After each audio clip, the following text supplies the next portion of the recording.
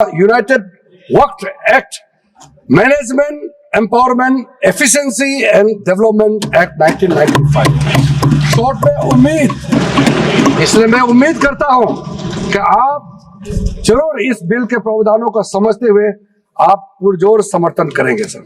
अगर कल कोई आके बोलेगा कि नहीं मैं 5 साल से इस्लाम प्रैक्टिस नहीं कर रहा हूं, कौन डिसाइड करेगा सर? और एक न्यू कन्वर्ट है, does he has to wait for 5 years to give his property to waqf? Isn't that violation of right to freedom of religion? कहां सा ये मुसलमान विरोधी है? कौन सा इसका कानून मुसलमान विरोधी बताता है? मुस्लिम के साथ में यह अन्याय क्यों है? और सुन लीजिए सर मैं आपकी तवज्जो के चाहता हूँ, दुनिया का सबसे पहला वक़फ़ खाने काबा मक्के में है। क्या हम उसके ऊपर भी सवाल उठाएंगे कि वहां पर भी हमारा कोई हिंदू भाई हो? नमस्कार, मैं हूं मयूरिका और आप मेरे साथ देख रहे हैं वीएनएम टीवी। वक़फ़ अमेंडमेंट बिल 2024 वक़फ़ संशोधन विधेयक को लेकर देश भर में राजनीतिक पारा काफी चढ़ा हुआ है। सरकार और विपक्ष आमने सामने है, मगर ये विवाद क्यों मचा है? वक़फ़ आखिर है क्या? वक़फ़ बोर्ड होता क्या है? उसके पास क्या क्या शक्तियां होती है? कौन कौन उसके सदस्य होते हैं? देश में कितने वक़फ़ बोर्ड है? किस कानून के तहत ये बोर्ड काम करता है? इनका गठन होता है? बोर्ड के पास कितनी संपत्ति है? इन सारे सवालों के जवाब आज खास चर्चा में ढूंढने की हम कोशिश करेंगे और कुछ खास मेहमान मेरे साथ जुड़े हैं। सबसे पहले उनसे आपको रूबरू करवा देती हूं और फिर इस चर्चा को आगे बढ़ाएंगे कि आखिरकार वक़फ़ के नाम पर इतना घमासान देश भर में क्यों मचा हुआ है।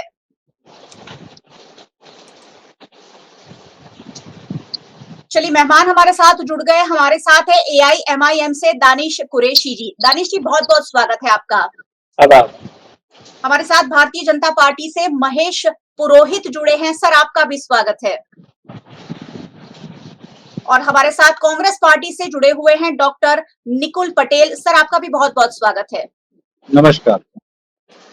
क्योंकि बात वैसे तो मुस्लिम समुदाय से जुड़ी हुई है, इसलिए हम दानिश कुरैशी जी से शुरू करेंगे कि आखिरकार ये वक़फ़ बोर्ड होता क्या है, क्योंकि लोगों को यही नहीं पता कि आखिरकार ये बोर्ड है क्या और ये बोर्ड क्या काम करता है और आखिरकार इस बोर्ड की कामगिरी में या उसकी जो अधिकार है उसमें दखल अंदाजी करने की सरकार को जरूरत क्या पड़ गई। तो दानिश जी, जब आप हमारे साथ है तो हम आपसे ही समझना चाहेंगे कि आखिरकार वक़फ़ होता क्या है। देखिए, मुझे लगता है कि सबसे पहले तो वक्फ का जो पूरा मामला है, वक्फ एक सिस्टम है, एक निजाम है और इस निजाम के मातहत अलग अलग मुस्लिम समुदाय के जो लोग हैं उसमें अलग अलग तरीके से लोगों ने चैरिटी कर रखी है और ये जो चैरिटी है ये रिलीजियस बेस्ड है, मतलब धर्म आधारित है वो। तो जब वो धर्म आधारित है तो उसका मैनेजमेंट जो है, उसका निजाम जो है, उसका सिस्टम जो है वो मुसलमान ही चलाता रहा है। अब यूं के पूरे देश में वक़फ़ की प्रॉपर्टीज बहुत ज्यादा हैं, इसलिए एक यूनिट बनाया गया जिससे हम वक्फ कहते हैं। वक्फ जो है वो अपने आप में कुछ नहीं है, दरअसल बंचेस ऑफ ट्रस्ट जो हैं वो जब इकट्ठा होते हैं तब वो वक्फ कहलाता है। अगर मान लीजिए कि भाई मेरा ट्रस्ट है, मैंने विड्रॉ कर लिया, आपका ट्रस्ट है, आपने विड्रॉ कर लिया और जो पैनलिस्ट है उन्होंने विड्रॉ कर लिया, तो फिर बचेगा क्या? वहां कुछ नहीं। तो मेन सबसे बड़ी जो बात है वो ये है कि वक़फ़ का अपना कुछ नहीं है। जिस तरीके से भारतीय जनता पार्टी एक नैरेटिव बनाने की 370 का अगर बिल आता है तो उनके मेंबर ऑफ पार्लियामेंट तक को नहीं पता होता, लेकिन वक्फ की जब बात आती है तो आप देख लीजिए 3 दिन से बहस शुरू हो जाती है। तो ये जो एक नैरेटिव बनाने की कोशिश जो भारतीय जनता पार्टी ने यहाँ की है, इसी की मुखालिफत है। रह गई बात वक्फ में, एक और बात कही जा रही है कि बहुत सारी कुरीतियां हैं, गैर रीतियां हैं, करप्शन है।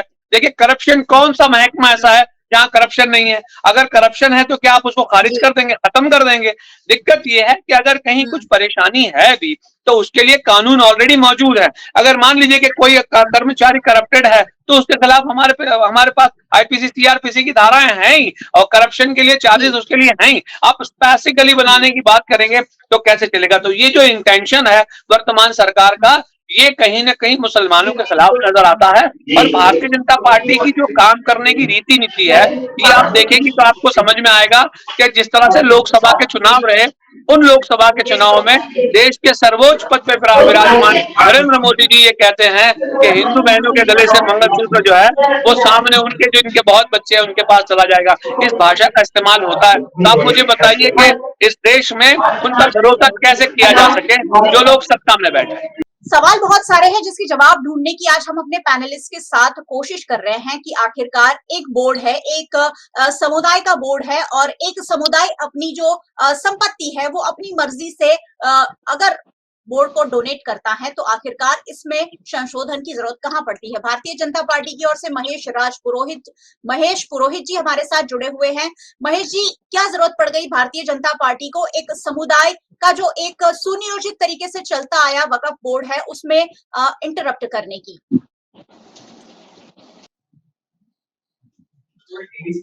नमस्ते मैम, अगर कोई जरूरत नहीं थी, अगर मान लो कि वक्फ बोर्ड में कोई अमेंडमेंट कोई नहीं कर सकता है, तो फिर जब 1923 में फर्स्ट टाइम अंग्रेज शासन में जब बना था उसमें अमेंडमेंट 1944 में क्यों हुआ? 1954 में उनको सभी अधिकार दे दिए गए तो फिर 1995 में क्यों हुआ? वहां पे भी अगर हो गए थे तो 2013 में क्यों हुआ? अगर मान लो कि अमेंडमेंट हमारी संसद किस लिए है, अगर कोई कानून बना है उसमें कुछ अमेंड हुआ है, फिर उसके एक मतलब देखते हैं कि भाई इससे फायदा हुआ नहीं हुआ, कैसे चल रहा है कैसे नहीं चल रहा है, और उसके बाद उसमें कुछ ना कुछ सुधार लाते हैं। अभी मान लो जो एआईएम के प्रवक्ता हैं दानिश जी, उन्होंने बोला कि भाई ये हमारे यहाँ दखल अंदाजी है। मैं आपको एकदम फैक्ट बेस पे बात करूंगा, मैं कोई गोल मोल के बात नहीं करूंगा। ये अगर मोदी जी का एक सेंटेंस कर रहे हैं तो मैं ओवैसी जी का 500 सेंटेंस यहाँ पे मतलब कोट कर सकता हूँ, जो किसी भी तरीके से सेकुलर नहीं है, किसी भी तरीके से संवैधानिक नहीं है और किसी भी तरीके से लोकतांत्रिक नहीं है। मैं उसमें नहीं पढ़ रहा और मैं ऐसे डिबेट करता भी नहीं हूँ, ठीक है। अभी 2005 में जब 2004 में कांग्रेस सत्ता में आती है, 2005 में कांग्रेस एक कमेटी बिठाती है, सच्चर कमेटी, ठीक है। सच्चर कमेटी ने अपने हिसाब से वो सिर्फ और सिर्फ मुसलमान, माइनॉरिटी नहीं, मुसलमानों की भलाई के लिए वो कमेटी बनाई गई थी, जिसमें अच्छे खासे संशोधन हुए कि भाई क्यों ये कमेटी कैसे अब ब्रिंग हो सकती है, ये कमेटी भारत के प्रभाव में कैसे जुड़ सकते हैं, उसके लिए सच्चर कमेटी बनाई गई है। सच्चर कमेटी, सच्चर, अरे आप आपकी बात है तो बोलिए ना। सच्चर कमेटी ने क्या कहा है वो आप सुनिए, ठीक है। कांग्रेस द्वारा, बीजेपी द्वारा बनाई गई कमेटी नहीं है, सच्चर कमेटी कांग्रेस द्वारा बनाई गई थी। उसने वक्फ के बारे में ये कहा था कि वक्फ के पास 1,20,000 करोड़ की संपत्ति है। 1,20,000 करोड़। दानिश जी ऐसे थोड़ी ना चलेगा, आप बोले मैं कुछ बीच में बोला क्या? आप बोलने दीजिए, फिर आपका पक्ष आए शांति सर, आप पक्ष रखे। यहाँ पे कहाँ पे मैं तलवार लेके बैठा हूँ यार, आप तलवार खंजर लेके बैठे हो भाई। शब्द से ही तो बात करनी है अपनी, पब्लिक सुन रही है अपनी बात, ठीक है। 2 मिनट चुप रहिए। सच्चर कमेटी ने क्या बोला कि वक्फ के pass on an average 1,20,000 crore की संपत्ति है, दिस इज बिग नंबर। अगर उसका अच्छी तरीके से व्यवस्थापन हो जाए, उसको अच्छी तरह से मैनेज कर ले, तो उसकी आय कम से कम 12,000 करोड़ हो सकती है। 12,000 करोड़ कोई छोटा मोटा नंबर नहीं है, और ये मेरा बयान नहीं है, किसी बीजेपी की बनाई हुई कमेटी का नंबर नहीं है, सच्चर कमेटी जो कांग्रेस ने स्थापित की थी, ठीक है, नंबर 1। ऐसी ही सेम कमेटी 2011 में आई थी, शाश्वत कमेटी। शाश्वत कमेटी ने भी सेम यही कहा है कि अगर इतनी बड़ी संपत्ति के रहा है तो उसकी आय कम से कम करोड़ों में, हजारों करोड़ों में होनी चाहिए। उस टाइम पे संपत्ति की ऑन एन एवरेज इनकम थी 163 करोड़। 163 करोड़। आप समझिए, अभी ये बोल रहे हैं कि मोदी सरकार ने अमेंड लाए, ये जो अमेंड है उसके कारण किसी और की भलाई नहीं होने वाली है, उसके कारण मुस्लिम समाज की ही भलाई होने वाली है, ठीक है। तो पहली बात तो ये जो अमेंडमेंट हुआ है, 43 अमेंडमेंट आए हैं, अभी उसमें जेपीसी बैठी हुई है, अभी चर्चा होगी, किसी के साथ कोई अन्याय न हो, वो बीजेपी का एक पक्ष रहा है, ठीक है। और उसमें अभी उसमें ये जवाब सिर्फ इसलिए दे रहा हूं कि इनका आरोप है कि हमारी दखल अंदाजी है, इसलिए दखल अंदाजी है तो 1923 में से तो अमेंड क्यों हुआ 1954 में? अगर उसको अमेंड कर दिया आपने आफ्टर इंडिपेंडेंट, तो फिर उसमें 1995 में क्यों अमेंड हुआ? क्या वो दखल अंदाजी नहीं थी? 1995 में अमेंडमेंट हो गया तो फिर 2013 में क्यों अमेंड हुआ? अगर वो दखल अंदाजी नहीं है तो इसको क्यों दखल अंदाजी मान रहे हो आप? चलिए सर, उनसे हम जवाब मांगेंगे, लेकिन कांग्रेस के हमारे साथी भी हमारे साथ जुड़े हैं, छोटी सी प्रतिक्रिया उनकी भी ले लेते हैं, और फिर दानिश जी जो सवाल रेस कर रहे थे उनकी ओर मैं चलूंगी। कांग्रेस पार्टी की ओर से डॉक्टर निकुल पटेल हमारे साथ जुड़े हैं। सर, आपको क्या लगता है ये जो पूरा वाकया है, आप पर वैसे ही गंभीर आरोप लगाए कि अगर बहुत बार ऑलरेडी कांग्रेस पार्टी इसमें बदलाव कर चुकी है, क्या कहना चाहेंगे सर? क्या प्रतिक्रिया है आपकी इस पर? भारतीय जनता पार्टी का हमेशा रहा है कि कांग्रेस को किस तरह आरोप लगाया जाए और कटघरे में खड़ा किया जाए। जी। वो तो एक राजनीतिक पार्टी है और उनका फर्ज बनता है कि कांग्रेस ने 2014 से पहले जो कुछ भी किया है वो गलत किया है। मैं अप्रिशिएट करता हूं मेरे भारतीय जनता पार्टी की। अभी जब बात करती है अमेंडमेंट की, तो देश का संविधान कहता है कि जो भी सरकार है कोई भी संशोधन करके अमेंडमेंट ला सकती है, उसके भी पक्ष में है, कोई उसमें परहेज नहीं है। अभी जिस तरह वक्फ बोर्ड की बात कर रहे हैं, तो ये मेरे मित्र कह रहे हैं कि कांग्रेस के टाइम पे ये हुआ था, कांग्रेस के टाइम पे वो हुआ था, कांग्रेस के टाइम पे ये संपत्ति इतनी सारी बढ़ गई। क्या कांग्रेस ने कोई कानून नहीं बनाया कि जिसके तहत ये लैंड रेवेन्यू रिकॉर्ड जो देश में मेंटेन हो रहा है, आज जिसका जगह है वो ही रहे। मैं 2-3 एग्जांपल इसलिए कोट करना चाहूंगा क्योंकि मेरे मित्र ने कहा कि ये जो सबसे पहले 1923, तब तो कांग्रेस का राज नहीं था देश के अंदर, ब्रिटिश राज था और ब्रिटिशर्स को लगा कि कोई भी समुदाय का प्रॉपर्टी मेंटेन करने के लिए मुसलमान प्रोटेक्शन वक्फ एक्ट ऐसा कुछ 1923 में बना। उसके बाद जब आजादी के बाद देश में जो सरकार थी कांग्रेस की, उसको लगा कि जैसे अगर हम देखें कि स्वामीनारायण समुदाय है, वो उनके धार्मिक स्थलों को मेंटेन करने के लिए खुद सब मैनेज करती है।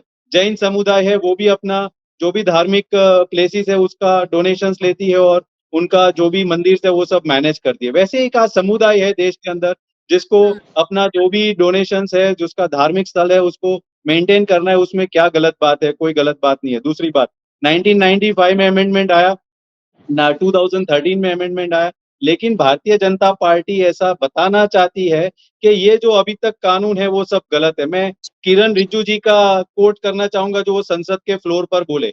उन्होंने बोला कि सूरत म्युनिसिपल कॉर्पोरेशन का जो बिल्डिंग है वो वक्फ बोर्ड ने अपना किया और वो लोग क्लेम कर रहे हैं, और वो क्लेम किया कि ये कानून के तहत उन्होंने ये बोला कि ये ऐसी जमीन हमारी और देश के अंदर ऐसी बहुत सारी जमीनें वो ले लेना चाहते हैं। लेकिन ट्रिब्यूनल जो है उन्होंने 2024 में ही चुकादा दिया कि वो जमीन उनकी नहीं है। यानी देश के अंदर जो कानून है वो कांग्रेस ने लाया था कि कोई भी खड़ा होके अपना जमीन बोलेगा नहीं कर पाएगा। जुडिशरी सिस्टम इतना जोरदार है और लैंड रेवेन्यू रिकॉर्ड 7 बार 8 हक पत्रक इतना जोरदार है कि कोई भी ऐसे खड़ा होके बोलेगा तो नहीं होगा। ये जो मिसकंसेप्शन फैलाना चाह रहा है भारतीय जनता पार्टी, उसके सामने हमारा विरोध है। हमने इस देश को बहुत ही प्रणालीबद्ध देश के अंदर सिस्टम दिया और सिस्टम के तहत सब चल रहा है, और अभी ज्वाइंट पार्लियामेंट्री कमेटी में आएगा तो हम पूरा डिस्कस करेंगे। और भारतीय जनता पार्टी को बताना चाहूंगा कि चुनाव आ रहे हैं 2024 में, आपको जो मुंह की खाने पड़ी ना, इसलिए ये सब मुद्दे लेकर आ रहे हो, तो ये अच्छी बात नहीं है। देश की दूसरी बातें करे तो बेहतर होगा। महेश जी, मैं आपके पास तो वापस आऊंगी ही, लेकिन दानिश जी लगातार कुछ कहना चाह रहे हैं। मैं उनके पास चलूंगी कि आखिरकार उनका मुद्दा क्या है, जो सवाल आपने उठाए थे उस पर वो क्या जवाब देना चाहते हैं। दानिश जी, वो कह रहे थे कि अमेंडमेंट ऑलरेडी बहुत बार हुए हैं, इस बार क्यों इतना आपत्ति जताई जा रही है? देखिए, सबसे पहले तो लोकतंत्र में अमेंडमेंट का मतलब ही होता है सुधार। यही डेफिनेशन है उसका, सुधार। अब बहुत सारे सुधार ऐसे हुए हैं जो सरकार ने वापस लिए हैं, तो क्या फिर उसको ये कहा जाए सुधार किया जाए या बिगाड़ कहा जाए? लेकिन लोकतंत्र में इस तरीके के अल्फाजों का इस्तेमाल नहीं होता। जब आपकी नीतियां गलत होती हैं तब मामले अदालत तक पहुंचते हैं, सुप्रीम कोर्ट तक पहुंचते हैं। हमने देखा किस तरीके से किसान आंदोलन हुआ, और पहले तो सरकार ने बड़ी बड़ी बातें की और बाद में जाके हलफनामा दिया कि भाई नहीं, चलिए ठीक है, हम विड्रॉ करते हैं। तो ये तो हो गया सुधार। सुधार के अधिकार सरकार के हैं, इसमें दो राय नहीं है। लेकिन जो आपकी नीति है, नीति बिल्कुल स्पष्ट होनी चाहिए, और आपकी नीति जो है वो डाउटफुल बॉक्स में है। दूसरे नंबर की बात, इन्होंने कहा सच्चर कमेटी का रिपोर्ट। देखिए, सच्चर कमेटी के रिपोर्ट को सिर्फ ये इतना ही कोट कर रहे हैं जितना वक्फ बोर्ड की बात करें। सच्चर कमेटी ने और भी बात कही थी कि मुसलमानों का रिप्रेजेंटेशन 0 है, आप रिप्रेजेंटेशन बढ़ाइए। जानबूझ के राजनीतिक पार्टियां जो हैं, इन लोगों का रिप्रेजेंटेशन नहीं आने देना चाह रही, न पार्लियामेंट से पंचायत तक लेके, ये भी कोर्ट है, लेकिन उस पर बात नहीं करेंगे। उसके बाद ये कहा कि मुसलमानों की बस्तियों के में आप जाके देखेंगे तो आपको स्कूल नहीं मिलेंगे, वहां पर स्कूल आबाद करिए, तो उस पर बात नहीं करेंगे। लेकिन उनको सिर्फ ये याद है कि कि वक्फ बोर्ड के अंदर में मामला संगीन है और उसका इस्तेमाल किया जा सकता है। दिक्कत आपकी क्या है, आप मुस्लिम समाज को अपलिफ्ट करना ही नहीं चाहते। अभी पार्लियामेंट में सेकंड लास्ट सेशन जब हुआ तब वो असदुद्दीन ओवैसी साहब ने कहा कि जामिया मिलिया के लिए और अलीगढ़ यूनिवर्सिटी के लिए आपने जो फंड दिया वो और BHU के लिए जो फंड दिया दोनों में डिफरेंसेस कितना है, मोर देन डबल। तो ये स्टैंडर्ड है इस सरकार का। अब आप बताइए कैसे इस पे मुसलमान भरोसा करेगा?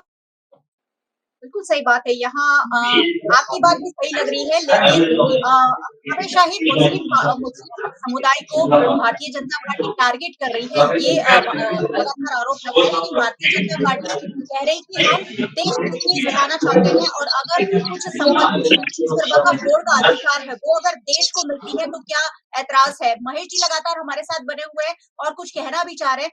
सर, अचानक ऐसी क्या जरूरत पड़ गई कि एक समुदाय को टारगेट करता हुआ ये बिल लाया गया जिस पर पूरा विरोध हो रहा है?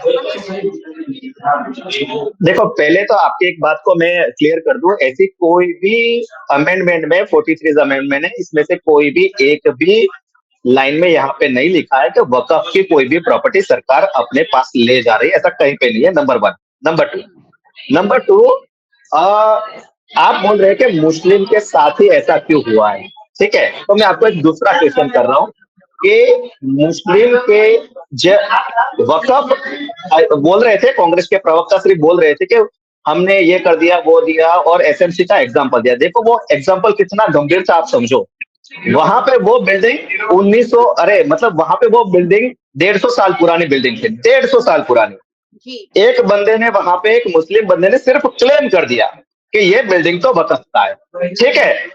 अभी उसको कोई एविडेंस नहीं देना है, उसको कोई एविडेंस नहीं देना है। एविडेंस देना है उसने एक पुरानी एक जेरॉक्स ले दी और दे दी। एविडेंस देना है और क्लियरिटी करना है, सूरत SMC को क्लियरिटी करना है। कहां पे जाना है? कोई सिविल कोर्ट नहीं जाना है, कहीं पे भी सिविल कोर्ट में नहीं जाना है।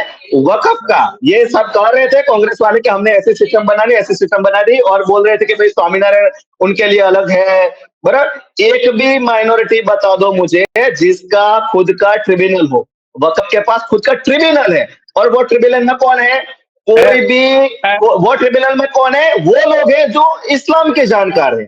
अरे भाई, अपना देश सेक्युलर है, कहीं पे भी व्यवस्था तंत्र में कहीं पे भी धार्मिक आधार पर कुछ नहीं होगा, और वहां पे भी न्याय प्रणालिका में और ऐसा एक ट्रिब्यूनल बना के दिया हुआ है, अच्छा खासा ट्रिब्यूनल बना के दिया हुआ है कि मुझे ये दानिश भाई भी और कांग्रेस के प्रवक्ता से फुल्ली चैलेंज है, फुल्ली ओपन चैलेंज है, ऐसी कोई ट्रिब्यूनल बता दे जो धर्म के आधार पे हो, और वहां पे जो बैठे लोग हैं वो भी धार्मिक स्कॉलर हो।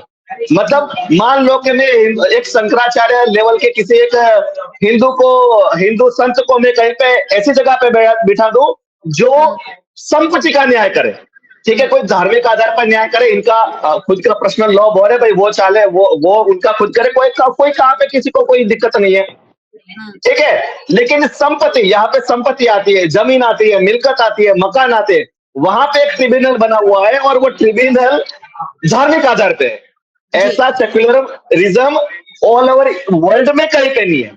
बता दो कांग्रेस के प्रवक्ता के पिछले 60 साल में जैन समाज को कोई ऐसा ट्रिब्यूनल दिया हुआ है जो संपत्ति का व्यवस्थापन करे और वहां पे बैठा हुआ है? अरे बताइए ना। तो चलिए, दानिश जी कुछ कह रहे हैं, उनको सुन लेते हैं और फिर हम निकुल भाई के पास चलेंगे। देखिए, कर्नाटका हिंदू एंडोमेंट एक्ट जो है उसमें तो बाकायदा इविक्शंस के पावर दे रखे हैं। ट्रिब्यूनल के पास तो, वक्फ ट्रिब्यूनल के पास तो इविक्शन के पावर्स नहीं है। अगर महेश भाई के पास जानकारी नहीं है तो आप मुझे बताएं, मैं आपको लिंक अप दे दूंगा। कर्नाटक में हिंदू एंडोमेंट एक्ट जो है वो सेम टू सेम ट्रिब्यूनल है, और उसके अंदर में हिंदू एंडोमेंट एक्ट के मुताबिक उनके जो कानून है, उनके जो रिचुअल्स हैं, उसके मुताबिक काम होता है। और उनके पास रिचुअल पावर इतने ज्यादा पावर हैं कि वो एविक्शन तक कर सकते हैं। यहाँ तो ट्रिब्यूनल जो है वक्फ, वो तो एविक्शन नहीं कर सकती। तो आप मुझे ये बताइए कि डिस्पैरिटी क्यों?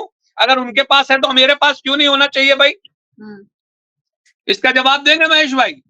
चलिए, महेश भाई के पास जाएंगे और जवाब मांगेंगे, लेकिन हमारे कांग्रेस के प्रवक्ता भी जुड़े हुए हैं, उनसे पूछूंगी, सर क्या आप इसे कोई धार्मिक स्वतंत्रता का उल्लंघन मानते हैं? क्योंकि हर धर्म का, हमारा देश ही सर्वधर्म संभाव है। यहाँ हर धर्म को अपनी जगह मिलती है, हर संस्कृति को अपना स्पेस मिलता है। क्या आप इसे कोई धार्मिक स्वतंत्रता पर उल्लंघन मानते हैं?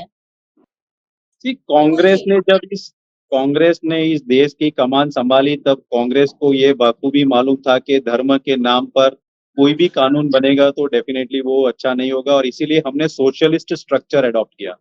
कल सुबह उठ के मैं बोलूंगा कि भाई विधानसभा का जो जमीन है वो मेरा है, मैं क्लेम करूंगा, क्या देश का कानून सक्षम नहीं है कि वो क्लेम को रिजेक्ट करेगा? मेरे भाई कैसी बात कर रहे हैं भारतीय जनता कानून पार्टी? के लिए कोर्ट मुझे तो ट्रिब्यूनल कोर्ट नहीं होनी चाहिए, वक्त के खुद के ट्रिब्यूनल कोर्ट है। ऐसे एक कोर्ट बता दे मेरे को, कोर्ट व्यवस्था। मैं आपके वक्त अरे नहीं पर बोला, कोर्ट है हमें, अपना जो आप झूठ बोल रहे हैं ना, आप झूठ बोल रहे हैं, बीच में अभी आप ऊपर से नीचे तक झूठ बोल रहे हैं। मैं अपनी प्रतिक्रिया दे रहा हूँ ना। अभी थोड़ी देर पहले आप ही बोल रहे थे कि आपको बीच में नहीं बोलना है।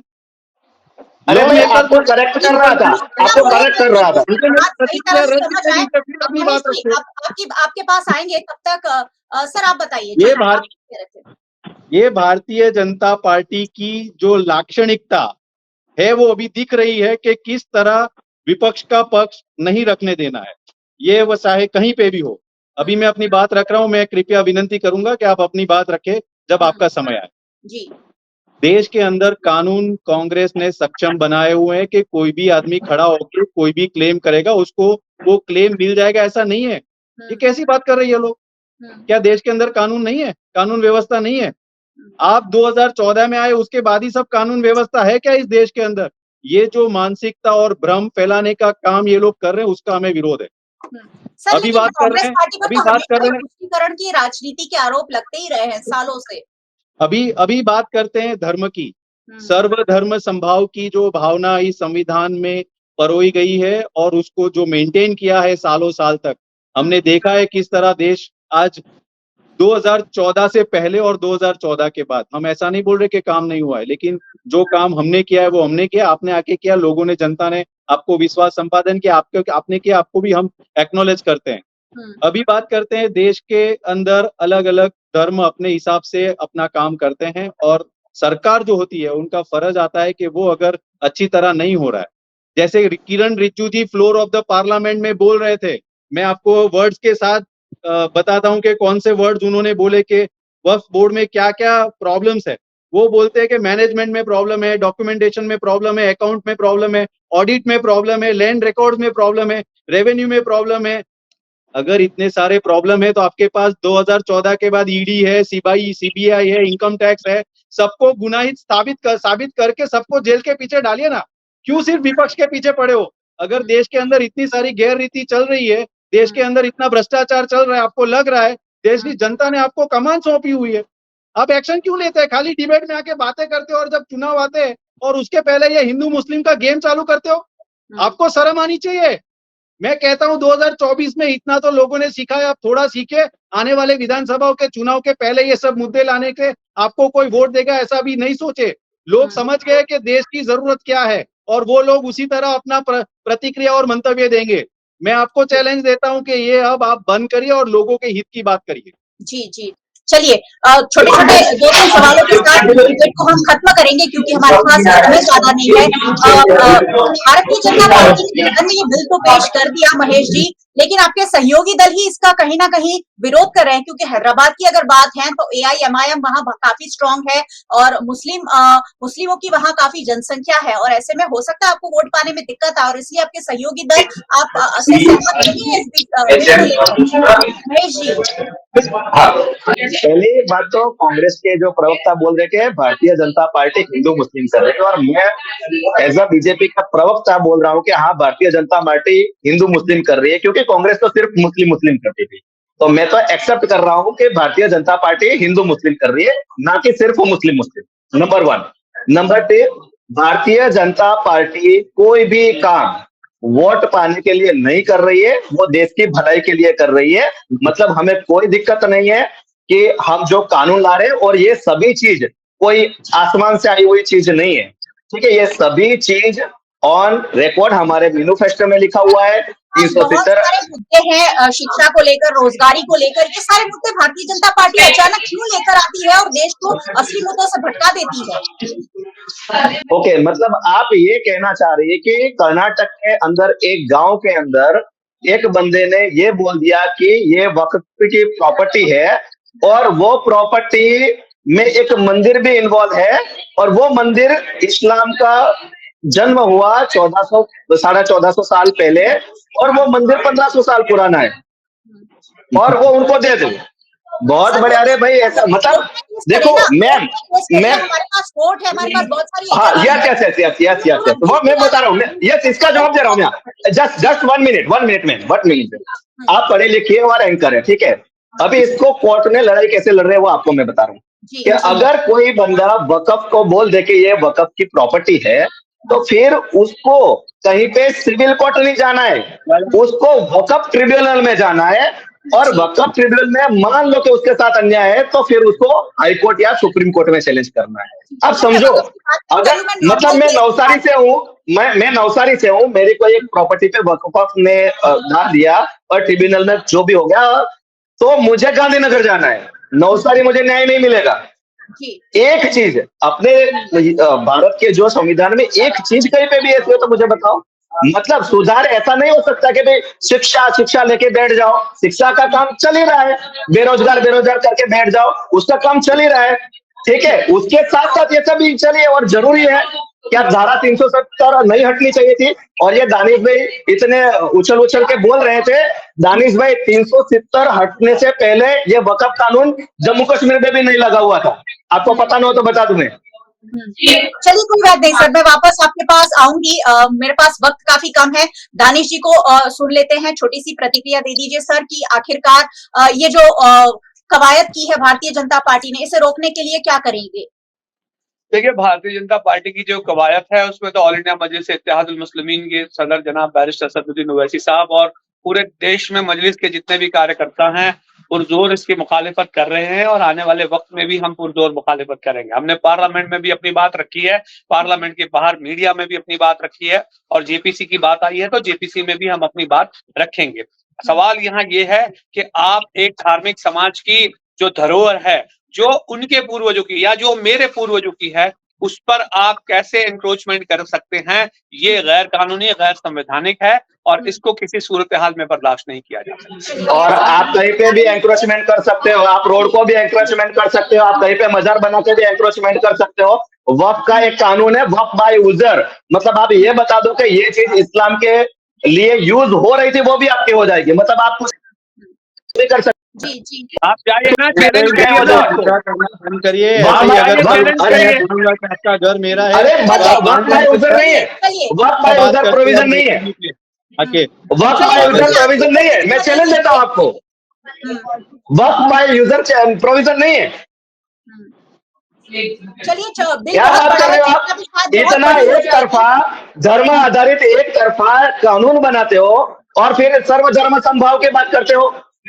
अरे करना ही है तो सबसे छोटे माइनॉरिटी पारसी है उसको कुछ अधिकार दो, सबसे छोटे माइनॉरिटी बुद्ध है उसको कुछ अधिकार दो, उसके लिए कुछ नहीं, देश की सबसे बड़ी माइनॉरिटी के लिए सब कुछ कर रहा है क्योंकि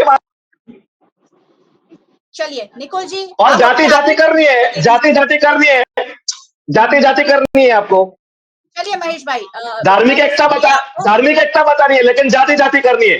हिंदू बचेगा तो ही तो सत्ता में आओगे ना आप लोग। नाम पर मुझे पता नहीं भारत कब तक लड़ता रहेगा। निकुल जी एक छोटी सी प्रतिक्रिया, फिर लड़ते रहेंगे क्योंकि बात कर रहे हैं, हम जवाब दे रहे हैं। संवैधानिक रूप से लड़ते रहेंगे क्योंकि वो वार करेंगे, हम प्रतिवार करेंगे। कुछ अनैतिक हो रहा है, भ्रष्टाचार हो रहा है तो अभी तक कुछ बोले नहीं, लेकिन 2024 के चुनाव के बाद उनको पता चला कि ये राजनीति, आपके दोनों नेता जमानत पे बाहर है भाई।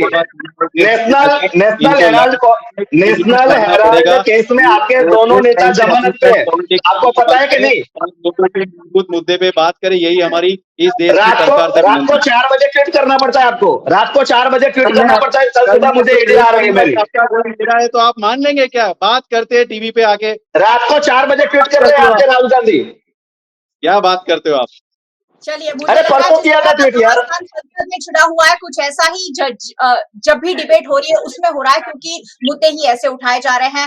वक्त इतनी इजाजत देता है, इसलिए मुझे विराम देना होगा और फिर एक बार हम ऐसी ही चर्चाओं के साथ जरूर मिलेंगे। आप सभी मेहमानों का बहुत बहुत शुक्रिया। महेश जी शुक्रिया, सर शुक्रिया, जी धन्यवाद धन्यवाद। दानिश सर बहुत बहुत शुक्रिया हमारे साथ जुड़ने के लिए। Thank you. और बहुत बहुत शुक्रिया सभी व्यूअर्स का हमारे साथ जुड़ने के लिए। वैसे व्यूअर्स को हमेशा जुड़ना चाहिए क्योंकि ये सारी चर्चा हम आपके लिए ही लेकर आते हैं। वीएनएम को यूट्यूब चैनल पर आप देख रहे हैं, सब्सक्राइब कर लीजिए अगर अब तक नहीं किया है तो, और बेल आइकन प्रेस कर दीजिए ताकि वीएनएम का हर अपडेट सबसे पहले आप तक पहुंच सके। आप हमें फेसबुक पर देख रहे हैं, शेयर जरूर कीजिए। ये सारी बातें सभी के लिए जानना बेहद जरूरी है। साथ ही आप हमें ओटीटी प्लेटफॉर्म्स पर देख रहे हैं, डेली हंट, वोडाफोन टीवी, जियो टीवी और जियो टीवी फाइबर 498 नंबर के चैनल पर वीएनएम टीवी को 24 घंटे लगातार देखा जा सकता है।